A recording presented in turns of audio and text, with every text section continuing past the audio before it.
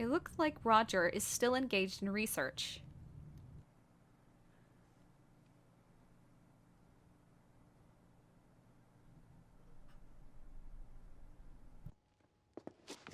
I know it's here. I saw it here. I put it here. What? Have you come round to see me again? I want you to look at this. Research journals. I want you to tell us whether what's written there can actually happen or not. Well, let me see. Yes, I see. Oh, that's right. Resurrecting the dead. Ooh, a cauldron.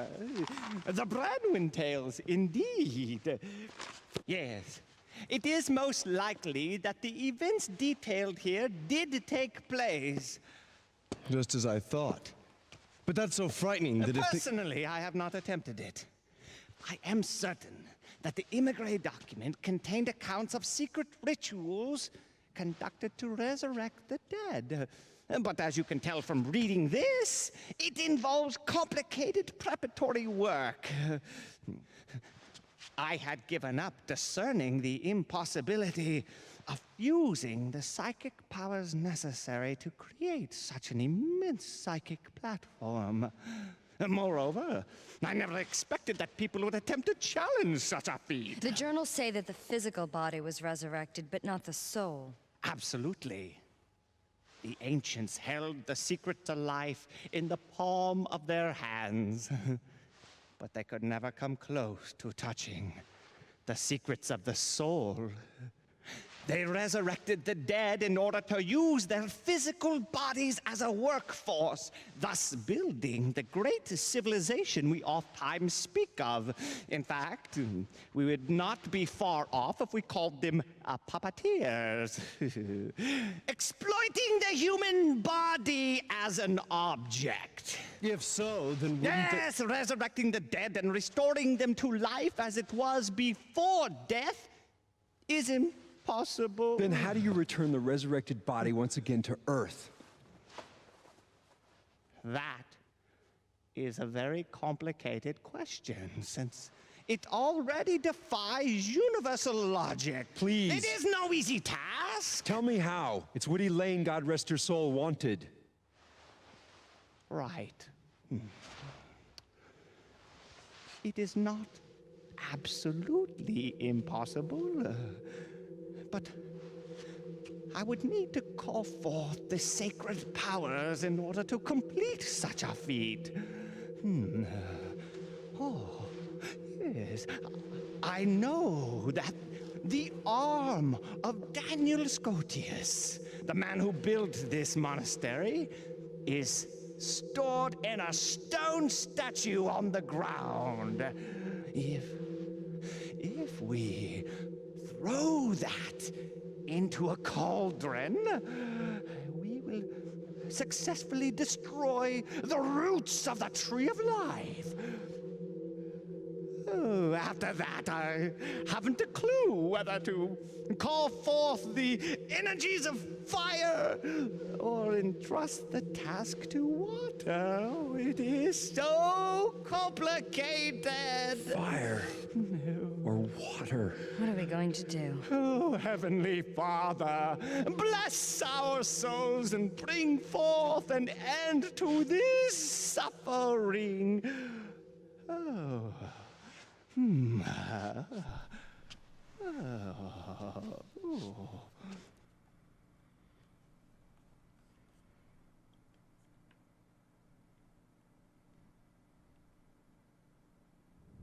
So that arm he just mentioned? If you just tuned in,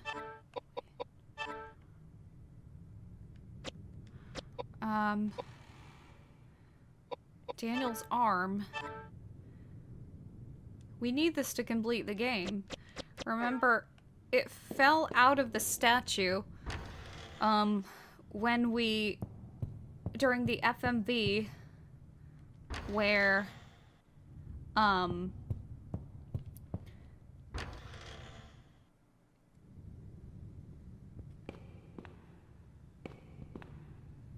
what am I saying?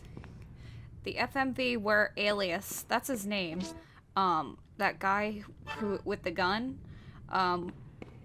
who tried to kill us. We pick it up off the floor, and it should actually be, it's hard to see because it blends in with the texture, but it should be right near at the ruins of the chandelier. Okay, we got that bottle, and I'm just gonna go back now and get some acid from the tank, and then we won't have to backtrack anymore.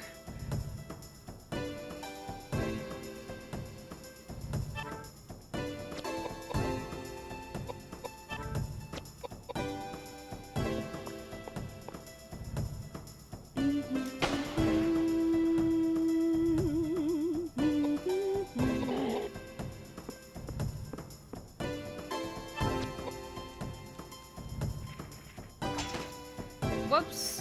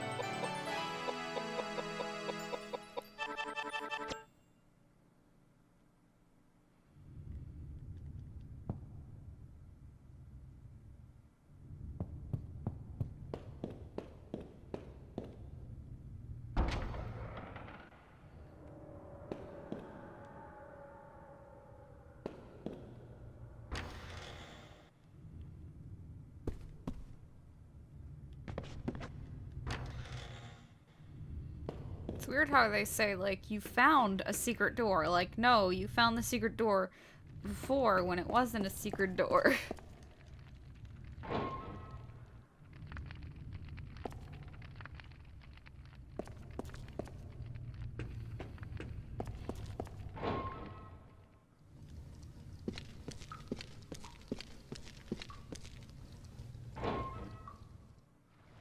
Right here.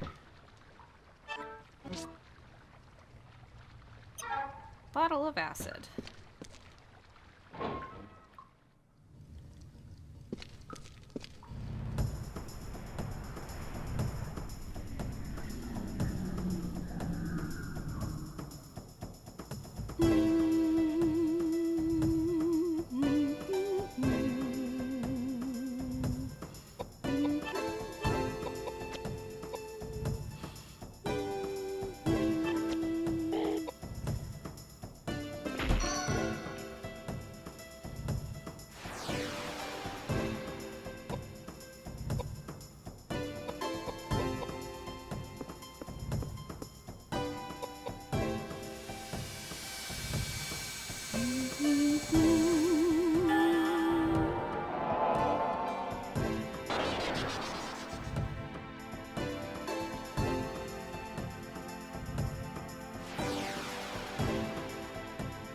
You didn't do anything.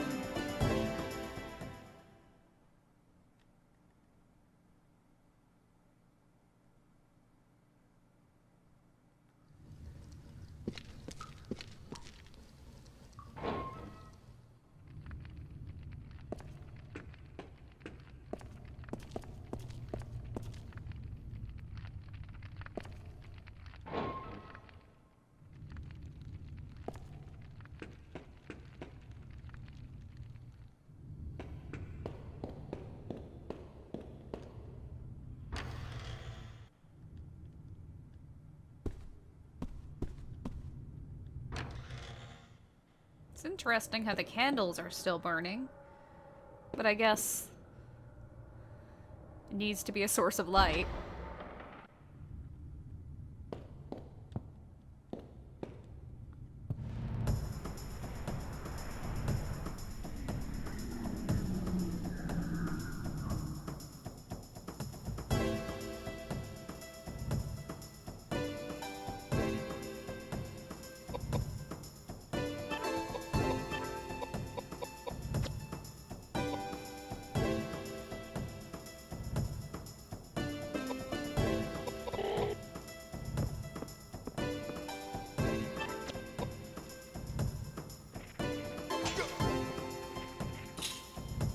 gonna let Edward finish this off.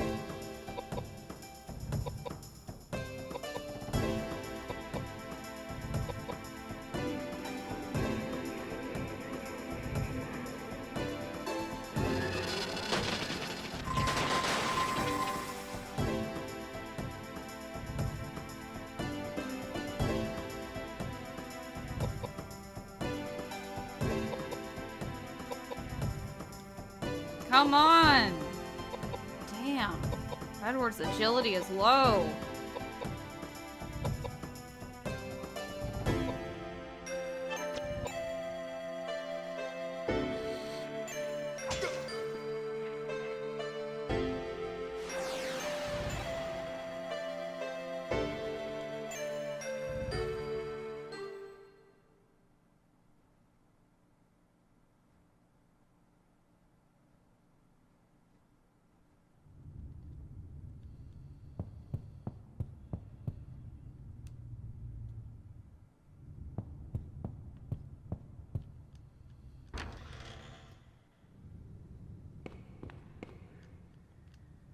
You see a scroll with a picture of a dragon. Above the dragon it reads Hestia. If you remember correctly, that means hearth in Greek.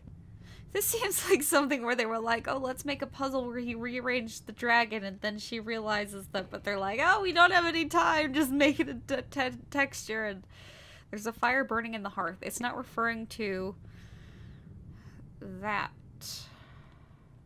Yeah, it's not referring to that hearth.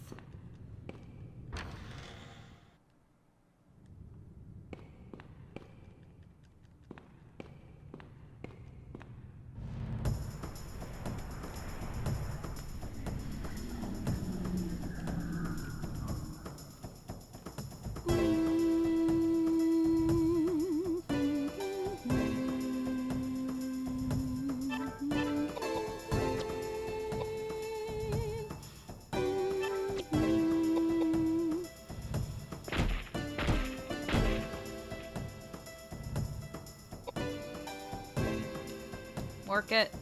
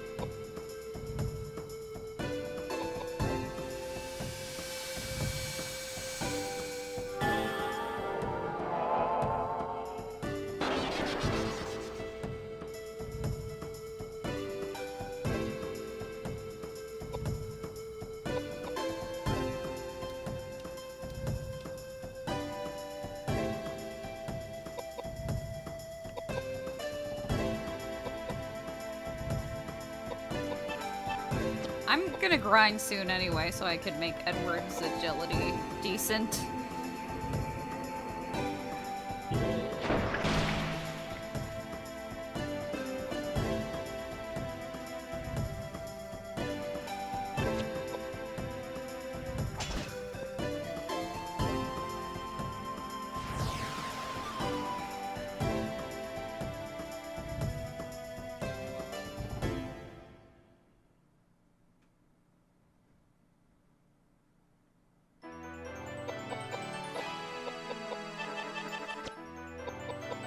Oh, damn, it's low.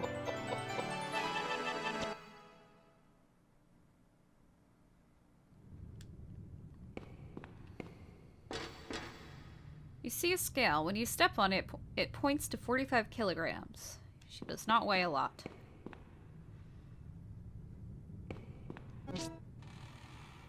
Patrick's memo.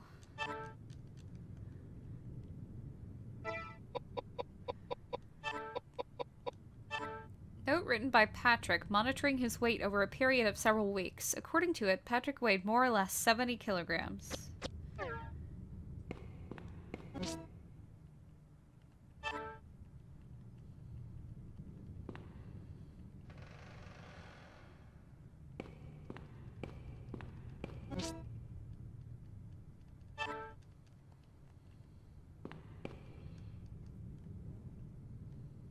You see a fireplace. There is no fire burning. You remember the word Hestia written on the scroll. Perhaps you should investigate the fireplace. There's an opening beneath the fireplace containing a ladder that goes underground.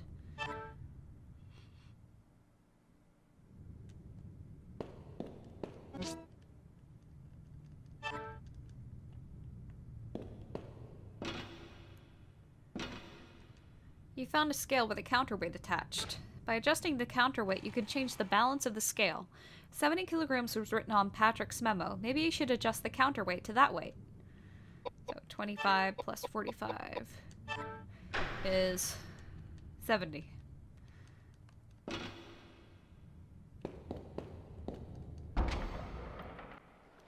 To get a good weapon, make sure you investigate this body.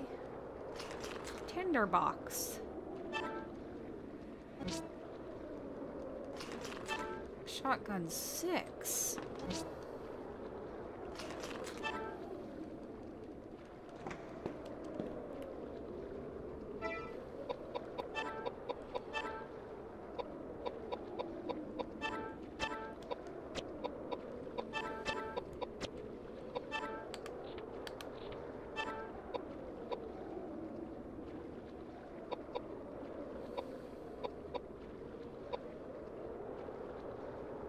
Higher strength, lower piety.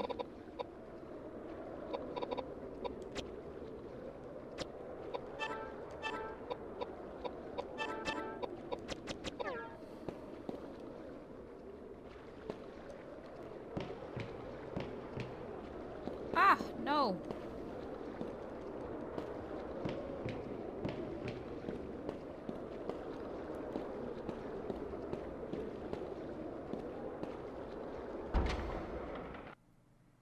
If you go there and it says you need to find a way to dispose of Elaine's body, that means you haven't talked to Roger yet after you found the research notes. You see 6 dolls. It looks like the lower 4 dolls can be moved.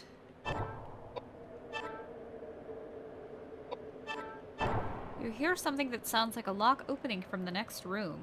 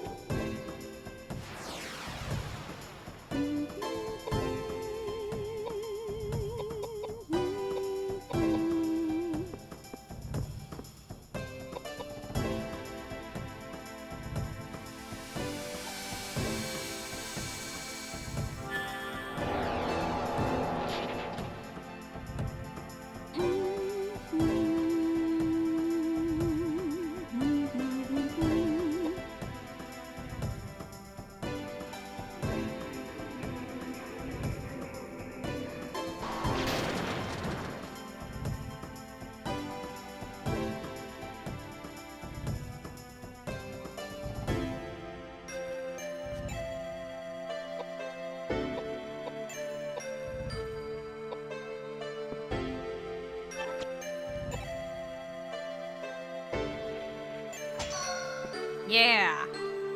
Finally doing something.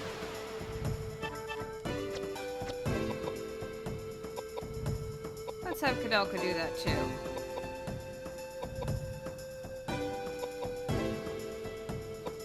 I mean, not Koudelka. Edward. It's easy to get those names confused. They're so similar.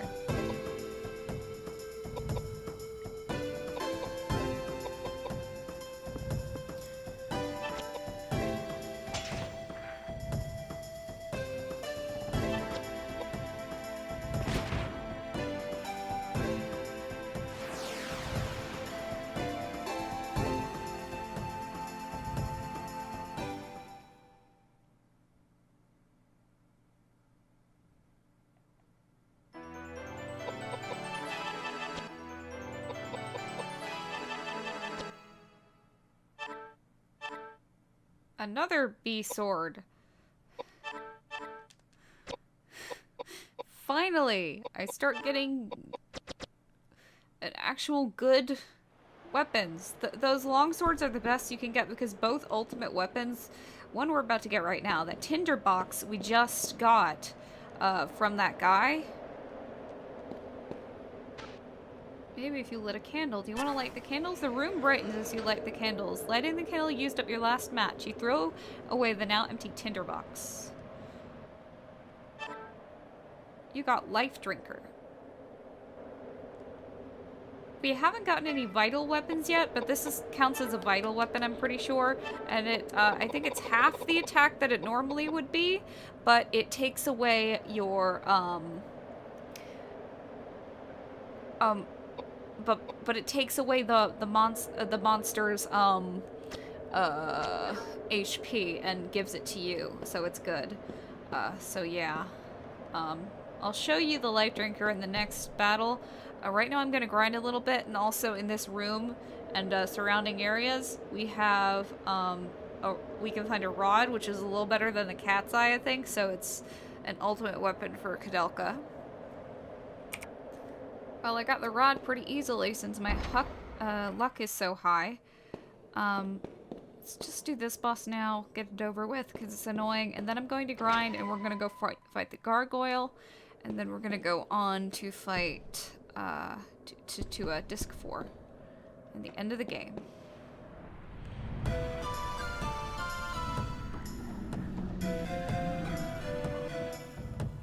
Look at that little shit.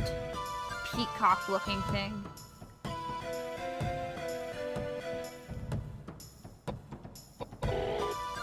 Okay, look at it now.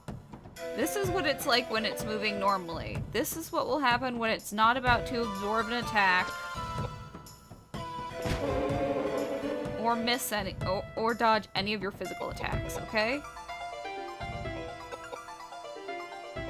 See, now it's moving. If you use a magic attack, it's going to absorb it. And then if you use a physical attack...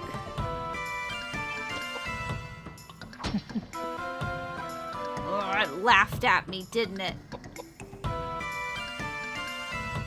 It did not stop moving.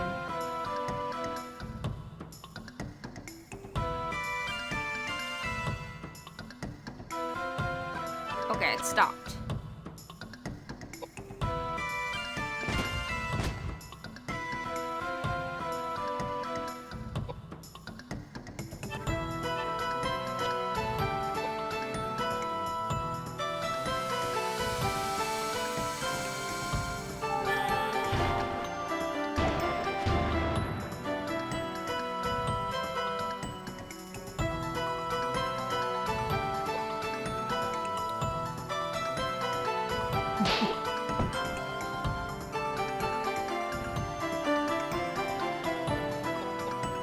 Oh, I didn't mean to wait.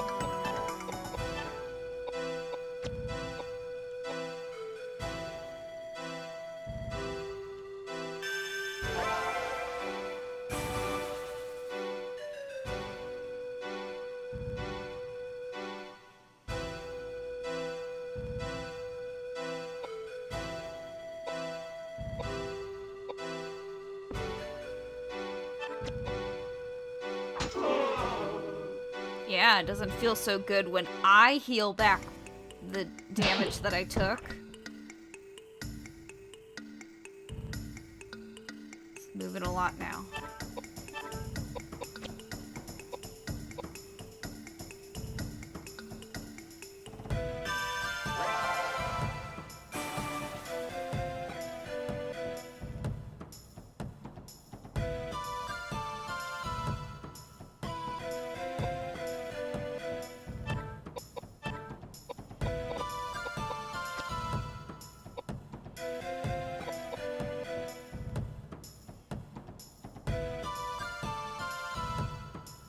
It didn't stop moving, it's just casting a spell. See?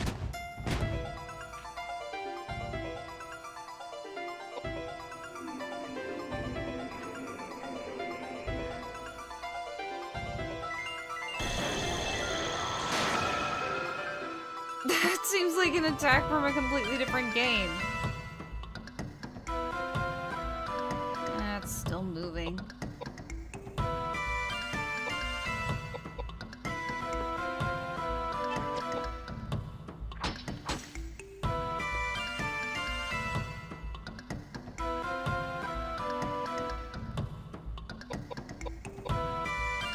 I could fortify stuff, but I don't want to. Are you done? Yeah, it looks like you're done for now. And, its element is, air, so don't use tornado on it.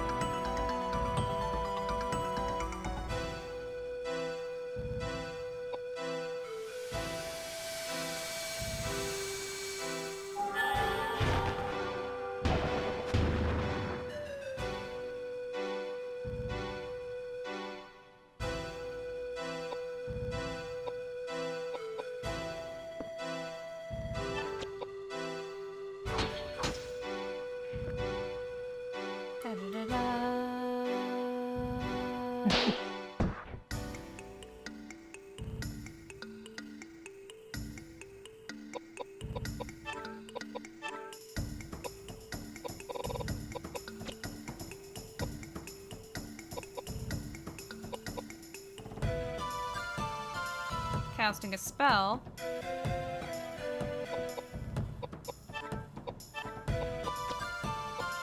This is like the only boss in the game where you actually have to worry about its like movement and stuff. All the other bosses, well, I mean, there's the Gargoyle, that's hard. We're about to fight it. But every other boss is just like, hit it until it dies.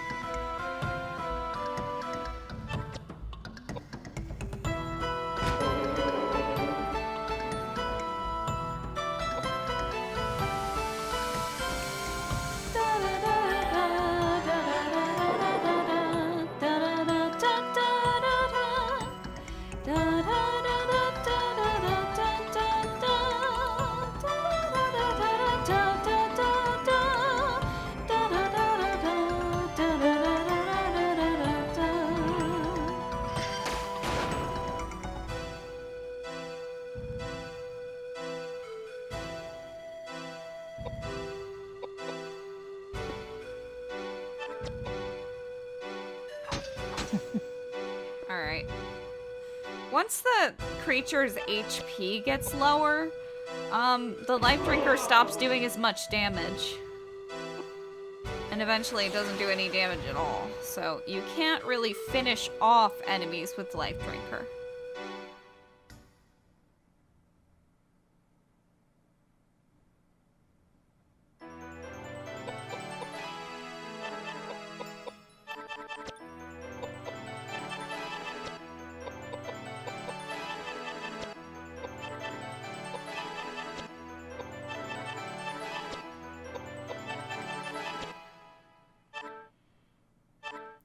We got the crossbow from that.